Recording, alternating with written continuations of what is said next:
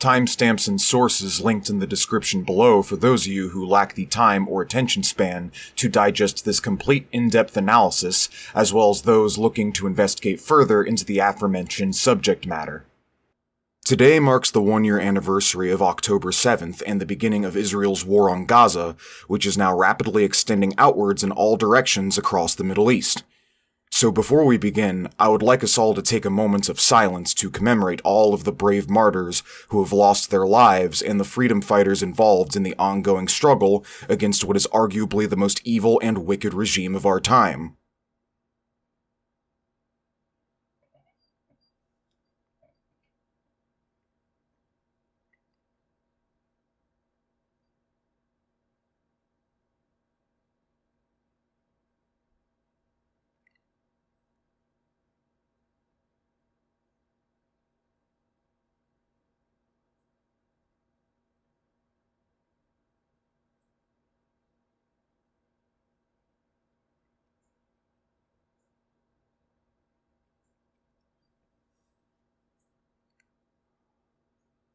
May there be justice for the fallen, may the nation of Palestine be restored and its people made whole once more, and may the state of Israel be smashed and swept away into the dustbin of history. Hello, this is Fellow Traveler, and I am making this video today with the intention of explaining everything that you should know about Kamala Harris before you go out and vote for her in the upcoming presidential election. But first, I would like to preface this video by saying that this is not an endorsement of Donald Trump or the Republicans. Dating back all the way to 2016, long before I started a YouTube channel, I have always been an avid supporter of third parties. More specifically, the Green Party. I instinctively knew that both parties were right-wing, neoliberal parties that are explicitly anti-worker, anti-planet, pro-war, big business, ecocidal, homicidal, infanticidal, and in recent months, genocidal. If by chance you are a regular Republican voter and you happen upon this video, well then, good for you, I guess. There probably isn't much that I can say to change your mind, but it doesn't really matter anyways because you're not planning on voting for Kamala Harris regardless, so this video really isn't for you. This video is more so intended for the blue no matter who crowd, or the lingering self-identified progressives who are perpetually gaslit, terrorized, and manipulated by the Democratic Party into turning out and supporting them unconditionally in order to save American democracy and stop fascism. While the fear of the loss of democracy and civil rights and the rise of fascism are all completely valid concerns, there's something in particular that you progressives need to understand. Not only is the Democratic Party completely and utterly impotent to meaningfully combat fascism and the rise of the extreme right, even if they were sincere about doing so, spoiler alert, they're not. In the overwhelming majority of instances, the Democrats would much rather enable the rise of the far right, and actively risk the prospect of fascists attaining power in the United States if it means curtailing the rise of the American labor movement and preventing real sincere leftist politicians from getting elected. And if by chance you disagree with this statement, allow me to ask you a series of questions. Why do you think it is that the Democrats can seemingly never get their progressive agenda enacted, even when they have a majority in the House and the Senate? The excuse is always that the Republicans are obstructing and blocking their policies, but there have been many instances in the past where they hold both the House and the Senate and they still can't get their progressive agenda enacted. Back in the day, Barack Obama had a supermajority in the House and the Senate, and he still wasn't able to get single-payer healthcare or a public option enacted, despite that being one of the major issues that he was running on during his election. Why is it that Biden effectively let the Supreme Court kill Roe v. Wade when he could have fought to preserve it and have it codified into constitutional law? Why is it that despite the popularity of the child tax credit, despite the fact that the child tax credit is accredited for reducing child poverty rates by up to 50%, that the Biden administration failed to extend or preserve it? Why is it that Biden allowed 2 blue dog senators from bumfuck Egypt obstruct his infrastructure bill and actively water it down from an $8 trillion package down to a meager $1 trillion package? Why is it that every election cycle that the so-called anti-fascist party is actively funding far-right candidates in elections across the country? If you don't believe me, I recommend the following 3 articles on screen for your review. The first one is from NPR titled, "Democrats are bankrolling ads promoting fringe Republican candidates." The second article is from Politico titled, "Dems meddling in Senate primary to advance hardline MAGA Republican." And a third article taken from Jacobin magazine titled, "Democrats say they want to defend democracy, but they're boosting far-right Republicans." All 3 of which are linked in the description below. Why is it that the so-called pro-democracy party, whom is vocally accusing the Republicans of threatening the foundation of American democracy, are themselves working tirelessly around the clock to undermine pro-democratic reforms and electoral reforms such as ranked choice voting that would give third-party candidates such as Jill Stein a real fighting chance? The DNC announced way back in March that they were hiring an army of lawyers to throw their competitors off the ballot. They've also advertised for infiltrators and spies to mess up our ballot drives and our organizations. We are specifically in court now in several states fighting them. Their intention is to drain our resources and to stop us from making further progress. Most recently, they're now tying up the public funding that we qualified for, $270,000, that we very much need to keep going. Without us on the ballot, we don't really have a dog in this fight. If the Democrats really are pro-democracy, then why do they feel the need to cheat progressive candidates out of winning elections via widespread electoral fraud in their own Democratic primaries, directly subverting the democratic will of the people? And if you don't believe me, TDMS research has documented these wide discrepancies extensively if you wish to look for yourself. Website linked in the description below. I also recommend The Matrix of Deceit, which extensively documents this widespread electoral fraud in detail, and gives numerous first-hand accounts of votes being flipped, voters being purged off the rolls, or voting machines being nefariously rigged to not fucking work, basically. Or at least to prevent people from voting for the politicians that they want to vote for. Again, recommend this book. It's like $10 on Amazon. And lastly, why is it that the party that is so concerned with protecting and upholding democracy from the Republicans, or the threat of the Republicans, can't even be bothered to host a Democratic primary by which the Democratic voters pick and choose their desired candidate after Joe Biden steps down from the race? Why is it that instead of hosting an emergency last-minute election, that the Democratic Party's internal bureaucratic machinery simply arbitrarily appointed Kamala Harris as their general election candidate, completely independent of the will of the Democratic constituency? The implications of these facts can only suggest one thing: that the Democratic Party is completely insincere when it claims to want to protect and uphold democracy, as well as stop the rise of fascism when it is actively going out of its way to fund far-right candidates, actively going out of its way to undermine third parties such as the Green Party so that they never get a fighting chance at the debate stage or at the national electoral stage, actively cheating their own progressive candidates out of winning any of the primaries via widespread electoral fraud, as well as a myriad of other tricks as documented in books such as this one, arbitrarily appointing their own party nominees for the general election completely independent of the will of the constituency.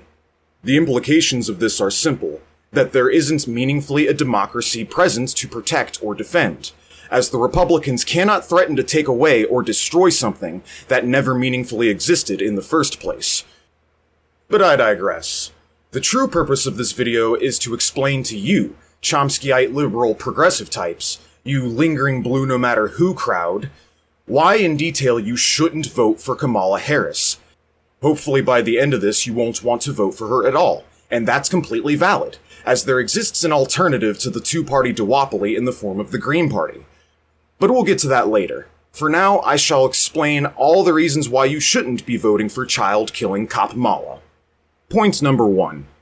Kamala Harris is already Vice President of the United States, and under the tenure of the Biden administration, and by extension, her administration, the loose cannon fascist ethno-nationalist genocidal apartheid regime that is the State of Israel, has been given everything that it needs in order to carry out its ongoing genocide of Gaza, on top of its recent bombings of Lebanon, and soon-to-be adventurous forever wars across all of the Middle East. Over the decades, the State of Israel has continued to illegally build settlements, drive Palestinians out from their homes at gunpoint, and is actively working towards the ultimate eradication of Palestine off the face of the map. I recommend Abby Martin's 20-minute summary for more details, also linked in the description below. Modern-day Gaza is effectively one giant concentration camp. As the State of Israel controls the Palestinians' freedom of movement, they decide who can go in and who can leave the Strip. They control their access to food, their access to water, their access to electricity, their access to trade from the outside world, and can shut their shit down at will, and has, since October 7th, shut their shit down almost for a year now. Since the start of this war, Israel has cut off Gazans' access to food, water, and electricity. As of now, the people of Gaza are dependent purely on United Nations disaster relief for survival, while the State of Israel is doing everything it can to actively block said relief. The Strip has since been bombed to smithereens, with Israeli fighter jets targeting hospitals, schools, people's homes, and other forms of civilian infrastructure. As of my recording of this video, the vast majority of the Gaza Strip, including hundreds of thousands of homes, dozens of schools and hospitals, have been reduced to piles of rubble, while Israel actively blocks any construction materials or equipment that may be imported, brought in, and used to rebuild the remnants of the Strip. Since the 7th of October as of last year, the IDF has conducted dozens of massacres of civilian populations, in which hundreds of innocent people, including children, are wounded and killed by gunfire and shelling. Many first-hand accounts of people that have been to the Strip, such as this one, can confirm that these are quite deliberate. On the first day I was there in Al-Aqsa Hospital, we were in a small trauma bay in the ER. And when the first mass casualty, which was one of almost one every day I was there, occurred, and we could hear the bombs in the distance, and we knew that about 45 minutes later, people would come in pieces, that children would be carried in pieces by their loved ones on donkey carts and in ambulances, 4 or 5 in one ambulance. There was a young woman who got laid up right next to the young boy I was treating.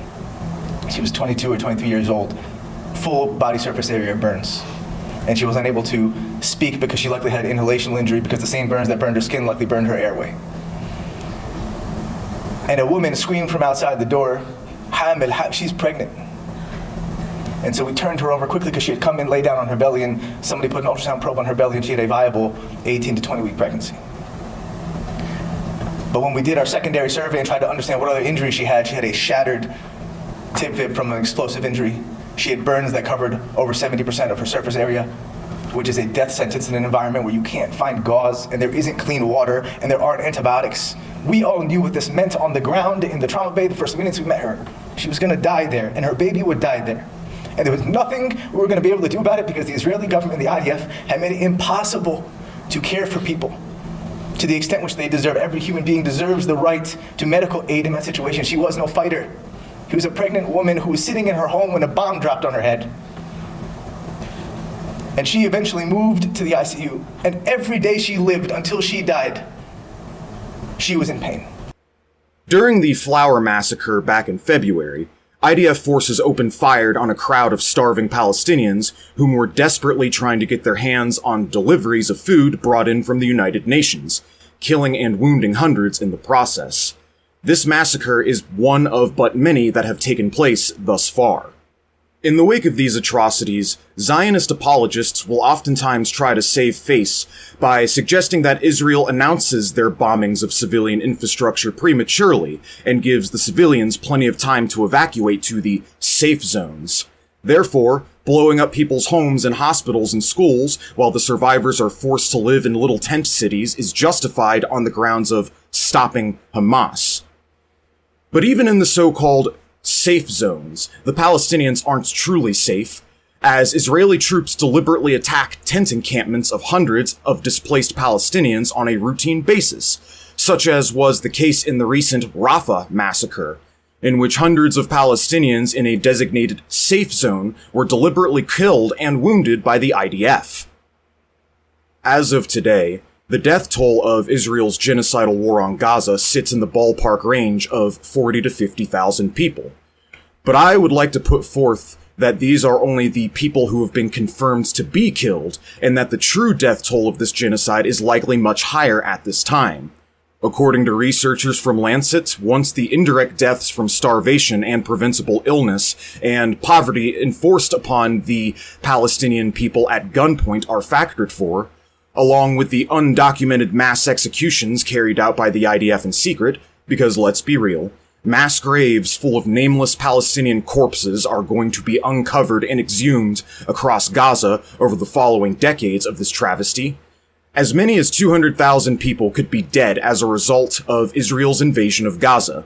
This estimate isn't just supported by the Lancet Journal, however, as former Green Party candidate Ralph Nader formulated and estimated this on his own, and he too yields a figure roughly equivalent to 200,000 or more.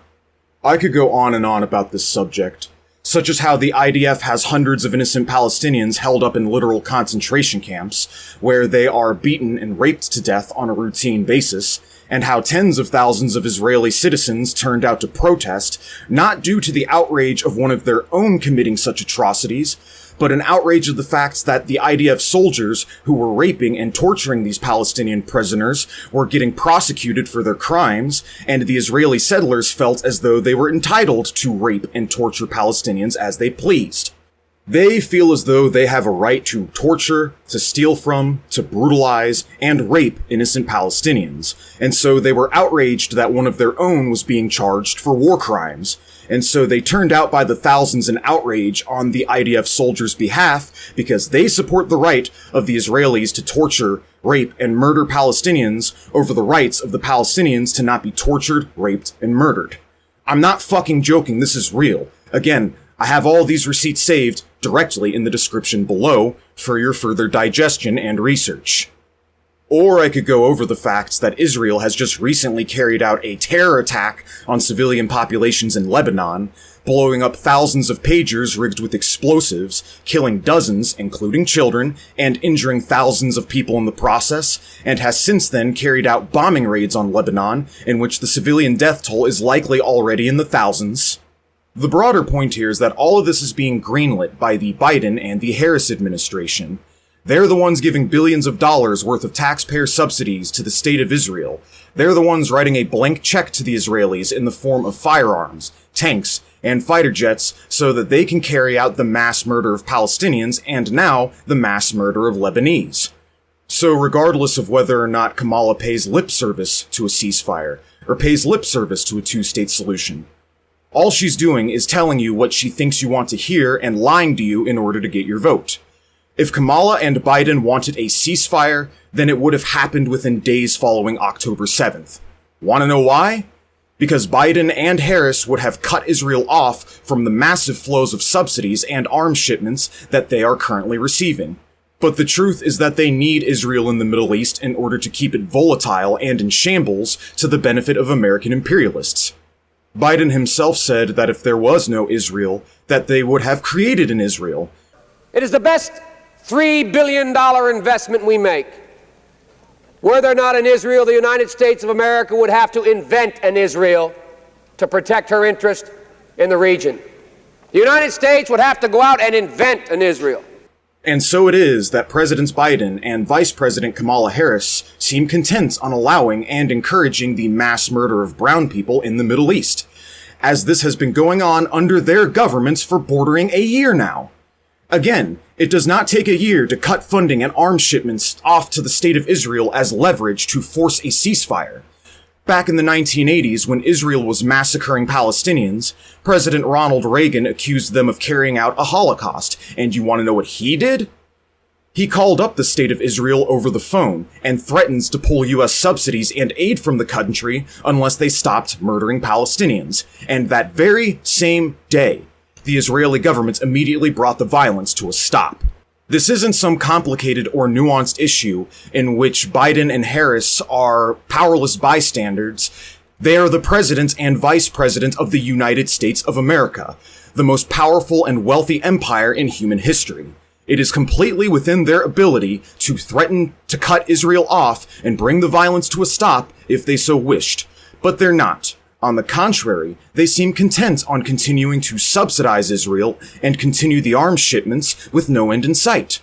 As by Vice President Kamala Harris's own admission, she disavows Hamas, that is, the brave freedom fighters taking up arms to defend their homes, their land, and their people, and believes that the state of Israel, that is, the hostile aggressors that started this war and are hell-bent on genocidal conquest, has a right to defend itself, and would not dare to pull subsidies or pull the arms shipments so that Israel has everything it needs to defend itself. The fact that the response of Biden and Kamala's government to Israel's terrorist attack on thousands of Lebanese via explosive rigged electronics, along with their immediate follow-up attack in which they bombed 500 people to death just to assassinate Hezbollah leader Nasrallah, isn't even paid lip service, or to not at least pretend to disavow the violence and the colossal civilian death tolls and massive collateral damage, but to instead cheerlead Israel's actions and applaud them for killing terrorist leaders, sending them thousands of US soldiers and an aircraft carrier to the region as to give Israel the backup that they need in an all-out war against Lebanon. Once again, not even Ronald Reagan, who was a Republican, mind you, and the poster boy of the Cold War and modern-day neoliberalism, was a supporter of this kind of deliberate, gratuitous violence. I repeat, Kamala Harris and Joe Biden, whom are both Democrats, whom are supposed to be the left-wing candidates, are to the right of Ronald fucking Reagan on foreign policy. Israel's war of aggression and hostilities are actively being greenlit and made possible by the United States government under Joe Biden and Kamala Harris. Especially when we consider a recent scandal in which the United States government lied to the United Nations in order to help the Israelis starve Palestinians by blocking humanitarian aid to the Gaza Strip. I repeat, the Biden and Harris administration lied to the United Nations and actively helped the state of Israel take food out of the mouths of starving children. All so they could collectively punish Palestinians for supporting Hamas. I recommend giving the aforementioned article on screen now a read. Linked in the description below, of course. So in conclusion, Kamala Harris is a fascist-enabling, genocide-supporting monster with the blood of tens of thousands of children on her hands, and that if you vote for her and support her in light of these facts, then by extension that makes you a fascist enabler and genocide supporter. You are greenlighting what is going on right here, right now, if you turn out and vote for Kamala Harris, because she's greenlighting it and giving the state of Israel everything that it needs in order to wage its nonstop forever wars and bombing campaigns on brown people in the Middle East. So on this issue alone, you should not support her in the upcoming election. On this issue alone, you should reject her and the rest of the Democratic Party for the rest of time. On this issue alone, I never want to hear anybody argue, vote Democrats to stop fascism ever again, because it's directly under the Democrats' watch that this war between Israel and Hamas, and now Hezbollah, has started. And it is directly thanks to the Democrats that the fascists have everything that they need in order to conduct genocidal war across the Middle East. So if they're not even able to stop genocide overseas, what makes you think they're going to be able to stop it domestically, here at home, when it inevitably happens? And don't think it can't happen, because it's happened in the past, and when conditions really start to deteriorate, it will happen again. Mark my words. And on that note, I could end this video here. But where would the fun be in that? Without further ado, it is now time for us to discuss Kamala's tenure as the Attorney General of San Francisco, California. Kamala practiced an incredibly harsh, cruel, ruthless, heartless, and cutthroat style of law enforcement during those days, and if her foreign policy as practiced hasn't spelled out how much of a cold and callous individual that she is, then look no further than her time as criminal prosecutor for the state of California. If only we had a Democratic primary this time, so that someone other than Tulsi Gabbard can call her out for it and remind everyone. I want to bring the conversation back to the broken criminal justice system that is disproportionately negatively impacting Black and brown people all across this country today. Now, Senator Harris says she's proud of her record as a prosecutor and that she'll be a prosecutor president, but I'm deeply concerned about this record. There are too many examples to cite, but she put over 1,500 people in jail for marijuana violations and then laughed about it when she was asked if she ever smoked marijuana. She blocked evidence that would have freed an innocent man from death row until the courts forced her to do so. She kept people in prison beyond their sentences to use them as cheap labor for the state of California. And she fought to keep cash bail system in place. That impacts poor people in the worst kind of way. Regardless of the conservative narrative that Kamala coddles criminals and takes it easy on people who break the law, see Heritage Foundation, the fact of the matter is that she is as tough on crime as your standard basic bitch Republican. During her time as Attorney General of San Francisco, she deliberately fought to keep thousands of low-risk, non-violent offenders locked up in jail past their sentences. Quote, Senator Kamala Harris repeatedly and openly defied U.S. Supreme Court orders to reduce overcrowding in California prisons while serving as the state's Attorney General, according to legal documents reviewed by The Prospect. Working in tandem with Governor Jerry Brown, Harris and her legal team filed motions that were condemned by judges and legal experts as obstructionist, bad faith, and nonsensical, at one point even suggesting that the Supreme Court lacked the jurisdiction to order a reduction in California's prison population. Observers worried that the behavior of Harris's office had undermined the very ability of federal judges to enforce their legal orders at the state level, pushing the federal court system to the brink of a constitutional crisis. This extreme resistance to a Supreme Court ruling was done to prevent the release of fewer than 5,000 nonviolent offenders, whom multiple courts had cleared as presenting next to no risk of recidivism or threat to public safety. Despite a straightforward directive from the Supreme Court to identify prisoners for release over a 2-year period, upholding a 2009 ruling that mandated the same action over the same timeline, the state spent the majority of that period seesawing back and forth between dubious legal filings and flagrant disregard. By early 2013, it became clear that the state had no intention to comply, leading to a series of surprisingly combative exchanges, unquote.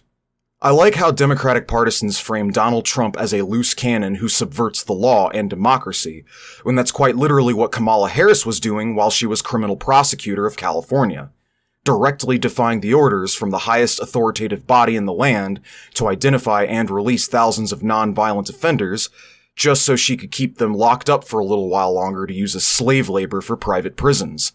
And if the United States Supreme Court of all institutions thinks that you're treating criminals a little too harshly, you know you've gone too far. As a matter of fact, she also actively worked and succeeded in ultimately dethroning a progressive district attorney who saw nonviolent crime for the public health crisis that it was and practiced law with an aura of compassion and understanding that is sorely lacking in law enforcement in general. Quote, The 1990s were among the most punishing decades in recent history of American justice. Zealous prosecutors competed to put the most people behind bars, and politicians were eager to pass new laws and extend sentences. In San Francisco, Terrence Hallinan was one of the only prosecutors in America bucking the trend. A legendary civil rights activist, defense attorney, former city supervisor, and an outspoken advocate for marijuana legalization, Hallinan rode a wave of discontent and squeaked by in his election to become San Francisco's district attorney in 1995. He swiftly fired senior prosecutors in order to hire more minorities and reformists. Sex work, said Hallinan, was a public health problem, not a criminal offense. He quickly made waves by claiming that he would fight for nonviolent offenders to receive social services over jail time and called drug use a victimless crime, an argument that invited contempt from law enforcement officials. Yet Hallinan, considered one of the most left-wing politicians in the country, was expelled in 2003 after just 2 terms in office, despite San Francisco's notorious liberal bent. An up-and-coming young career prosecutor named Kamala Harris, running in her first bid for public office, unseated him.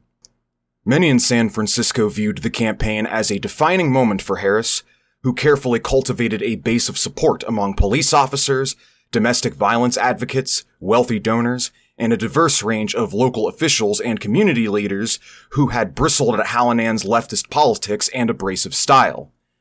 Throughout much of the campaign, Harris attacked Hallinan as too weak and ineffective to keep communities safe from dangerous criminals. In contrast, Harris proposed to get tough.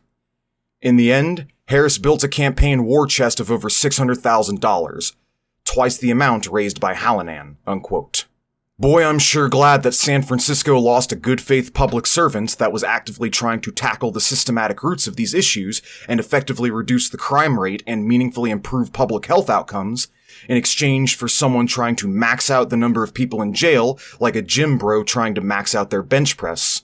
Here's one more article from The Appeal that also discusses her extensive and well-documented history as an oppressive and ruthlessly vindictive cop verging on cartoonish, mustache-twirlingly evil. Quote, Harris positioned herself as the original progressive prosecutor. She was first elected as San Francisco's top prosecutor in 2004. As district attorney, she pledged to never impose the death penalty. She later wrote a book titled Smart on Crime that urged officials to abandon the tough on crime policies of the past and instead favor rehabilitation over punishment. But Harris fell behind the curve over the past 15 years. The shift revealed that Harris's brand of progressive prosecution was really just slightly less awful prosecution, a politics and a set of policies that still meant being complicit in securing America's position as the world's leading jailer. As Attorney General, she weaponized technicalities to keep wrongfully convicted people behind bars, rather than allow them new trials with competent counsel and prosecutors willing to play fair. One of them, Kevin Cooper, is on death row. Another, George Gage, will die in prison without intervention from the governor. In both cases, Harris had the power to change the outcome. She could have demanded DNA testing in Cooper's case. She refused. She could have conceded Gage's conviction was based on the prosecutor's decision to suppress evidence that devastated the credibility of the sole witness against him. Harris also failed to hold police and prosecutors accountable for misconduct. In Orange County, where a sprawling jailhouse informant scandal has robbed countless people of their right to a fair trial, her lack of meaningful oversight has contributed to a crisis of legitimacy that continues to upend the county's criminal justice system. In 2015, when called upon by the Legislative Black Caucus to support bills that would have mandated that all police officers wear body-worn cameras and that the Attorney General's office investigate lethal officer-involved shootings, she declined. She championed a law that went after the parents of chronically truant children, laughed when asked if marijuana should be legal, and supported a system that locks up people who are too poor to post exorbitant money bail. These policies were part and parcel of a system of mass incarceration that has deeply harmed poor people and communities of color, unquote. In the wake of these facts, we're supposed to believe that she's some sort of champion of civil rights now? We're expected to believe that all of a sudden she's changed and is now this compassionate progressive saint who is merciful and benevolent and supports criminal justice reform? We're supposed to just fall in line with the Democratic pecking order and take her word for it when she says that she's progressive? How is she any different from a standard tough-on-crime Republican in practice? Because the Democratic Party says so? Because she occasionally panders to her base and pays lip service to progressive policy? Because she tells you what you want to hear during presidential debates? Because she is an ethnically ambiguous mixed-race woman in a position of power and authority? Decades ago, back when these problems mattered the most, back when they were affecting people directly the most, Kamala Harris was on the side of the prison industrial complex. And there's no good reason to suspect things will change when she becomes president, if she becomes president. And you best believe that if she was this oppressive and ruthless to the point of breaching the rules of law enforcement itself, just so she could treat offenders with excessive cruelty above and beyond what was necessary, that her administration is also going to treat activists and progressive organizers with similar levels of excessive maliciousness and oppression whenever anybody stands up for workers' rights, protecting the environment, or even not committing genocide off of our tax money. As a matter of fact, her administration is treating activists and progressive organizers with the utmost maliciousness and cruelty, and plans on accelerating this tyranny and oppression in the future. I shall remind you all again, Kamala Harris is the vice president, and under her and Biden's government, thousands of peaceful protesters have been arbitrarily arrested, detained, and imprisoned, from climate activists to anti-genocide activists, etc. Not to mention the fact that her running mate is Tim Walz, a guy who called the National Guard to crack down on anti-racist protesters back in 2020 during the height of the Black Lives Matter protests. And don't even get me started on the ICE concentration camps on the border that are still separating kids from their parents, jamming children into cages, as well as rounding up and forcibly sterilizing indigenous women, something that Trump was ruthlessly criticized for in the lead-up to the 2020 election by the liberal news media, but then suddenly these principled individuals have nothing to say when their camp, that is the Democrats, are carrying these things out. Also, there's Cop City, a massive training ground and academy for a domestic police army for the explicit purpose of counterinsurgency and the mass oppression of working people, along with anyone who dares to meaningfully resist the corporate machine and business as usual. Cop City is being built under the tenure of the Democrats, not the Republicans. They have the power to stop it, or at least try to, but they won't, because they agree with it. And because ultimately they are in favor of counterinsurgency, and they are ultimately in favor of the mass repression of working people. If Kamala's time as an attorney prosecutor wasn't any indicator of that, the facts as I lay them bare before you now should be. So the narrative that progressives and socialist activists will somehow have an easier time organizing under a Democratic administration as opposed to a Republican administration completely falls apart. This is yet another Democratic partisan talking point regurgitated by the likes of Nancy Pelosi light that I never want to hear anyone try to argue ever again. Reason number 3. Kamala Harris is backed to the hilt by Wall Street and big business. Kamala Harris's top campaign contributors include, but are not limited to, Silicon Valley, Bloomberg, Democracy PAC, the American Bridge Super PAC, Dragoneer Investment Group, Microsoft, Apple, Disney, Wells Fargo, the Israeli lobby, Big Pharma, Big Oil, the military-industrial complex, and so much more. None of this is some sort of well-kept secret. This is all public knowledge that you can look at and see for yourself. It's no secret that in practice, the United States is functionally an oligarchy, and Kamala Harris does not represent you. She represents the tech giants, the investment firms, the warmongers, the billionaires, the racketeers, the profiteers, the people who are rich and are getting richer by the day off of your suffering and exploitation and the gradual destruction of our planet. And so, if elected, Kamala Harris is not going to meaningfully exercise power differently from the Republicans. But that's the whole logic behind voting for the Democrats in the first place, right? That they're the lesser of two evils since the Democrats are at least slightly better on certain domestic issues? Once again, the narrative is lying to you. In practice, Kamala Harris can't be meaningfully differentiated from a standard Republican. Take the question of the border and illegal immigration. Biden and Harris get blamed for the influx of migrants that have come into this country, despite repeatedly floating bipartisan legislation that would have allocated tens of billions of dollars to reinforcing border security, i.e., beefing up ICE, increasing the number of border patrols as to more effectively encounter, evict, and otherwise disperse illegal migrants, and establishing new concentration camps for the growing number of asylum-seeking refugees.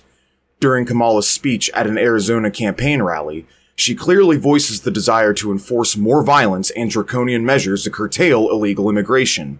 So I've just come from visiting the border and the port of entry in Douglas. I spoke with dedicated agents from Border Patrol and customs officers who every day see the overflow of commercial traffic through the port. These men and women who work there and at other places along our southern border help keep our nation secure. And they need more resources to do their jobs. Considering the context of the election, it's obvious that she's mainly saying these things to court support from the so-called phantom moderate crossover voters from the Republican Party. It's a common campaign strategy for the Dems: run to the left during the primary and pander to progressives to get their vote, and then during the general election, run back to the right in an effort to pander to an imaginary demographic of moderate Republicans as to secure crossover support. The Democratic Party does this strategy every campaign cycle, not computing that the Republican crossover vote that they are attempting to court does not exist, that the Republican voter base will dismiss them as hardcore Marxists, socialists, leftists, regardless of the policies that they're trying to institute, And this campaign strategy is just as self-sabotaging now as it has been for decades. Goes to show how delusional and out of touch these politicians really are, but I digress. Like virtually all US politicians, Kamala Harris is a pathological liar, and if you need yet another example of this, consider the following.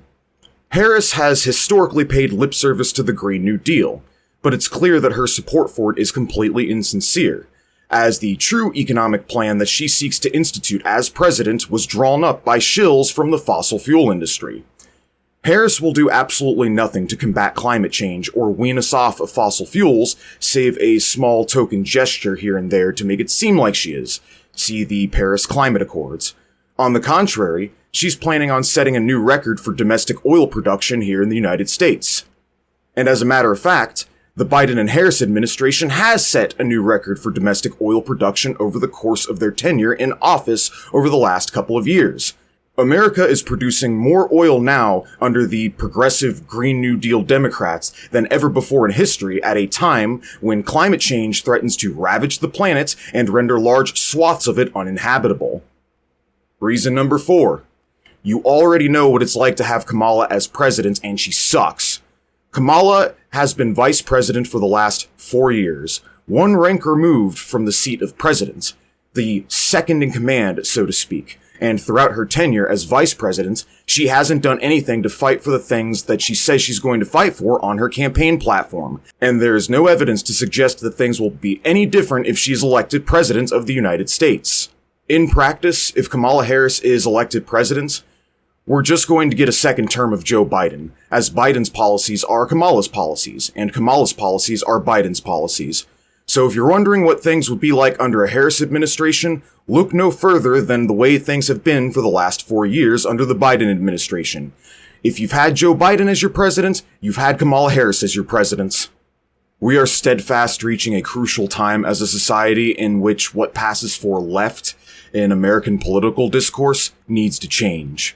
Those who are sincere enough to see this must grow out of their political infancy and come to terms with the fact that we cannot endlessly and unconditionally pledge our allegiance to one right-wing neoliberal bourgeois party over another. We need a working-class alternative. And so the political consciousness of left-leaning Americans needs to evolve and take on a more militant and radical character if it hopes to exercise real social change. So if you are a progressive individual and you're hell-bent on seeing to it that we finally elect an individual with ovaries to the Oval Office, vote Jill Stein, not Kamala Harris. Why, you ask? Well, for one, she isn't a ruthless and oppressive cop that made a career out of locking up black and brown people, and for two, she is a sincere, genuine leftist who actually wants to help the American people and not just manipulate them and lie to them to get their vote. When we go to her campaign website and take a look at her platform, we can clearly see how much more extensive and well thought out her policies are compared to Kamala Harris, whom to my knowledge didn't even have a platform for months following her inauguration. Unlike Harris, Stein will genuinely fight for single payer, a living wage, a federal jobs guarantee, combating systemic bigotry, codifying equal rights for all, and overhauling our economy and infrastructure to carbon-neutral renewables and green energy. And I know this for a fact because 1, Stein rejects big corporate money and the fossil fuel lobby. Instead, she depends on small campaign contributions from the likes of you and me. And for 2, she already has been fighting for these things for decades. Unlike Kamala Harris, we can go back in time and see that Jill Stein has an extensive history and resume in the anti-war movement, the environmental movement, and actively fighting for progressive democratic reform so that third parties such as hers actually have a fighting chance. Something the pro-democracy party has been actively fighting and resisting them on for years.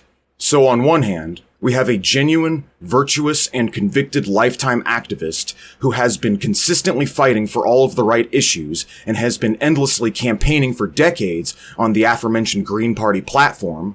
On the other hand, we have yet another dime a dozen cynical, cold, callous, cutthroat, oppressive, pro-war, billionaire-backed, sleazy, soulless, and heartless career politician who fundamentally does not give a single fuck about anyone but themselves and their wealthy constituents.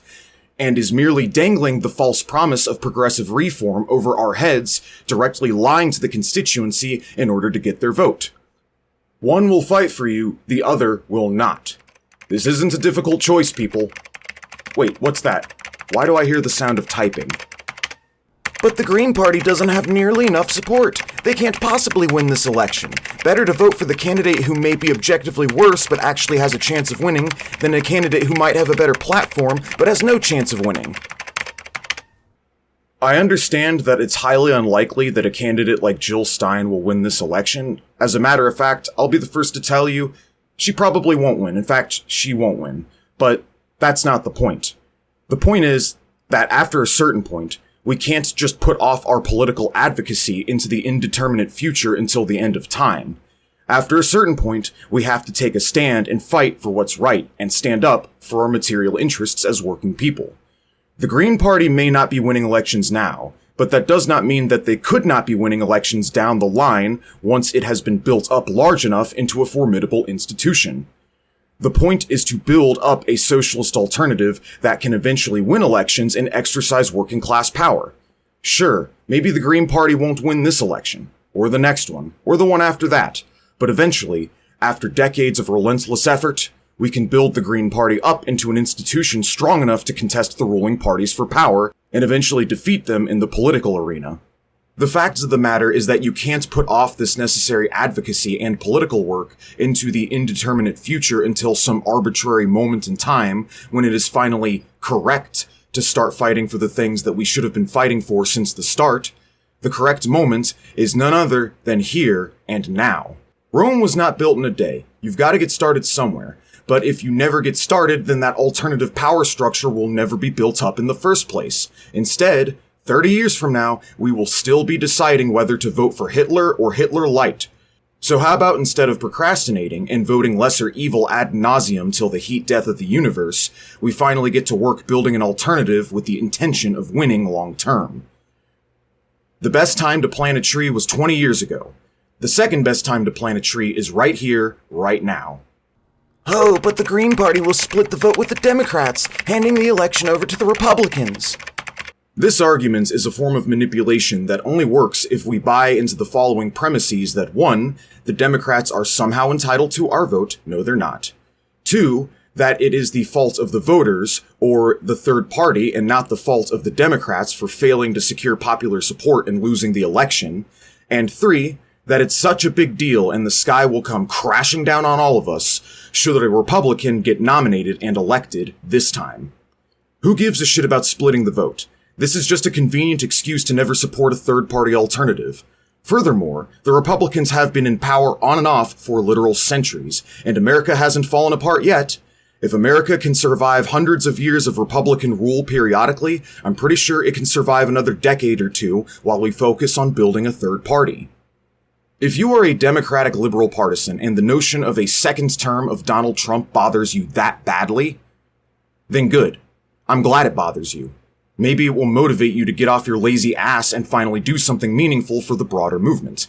Maybe recognize that the two-party duopoly is a sham, and that the key to stopping Hitler isn't to constantly and unconditionally support Hitler Light, but to organize a formidable and competent grassroots movement capable of effective resistance.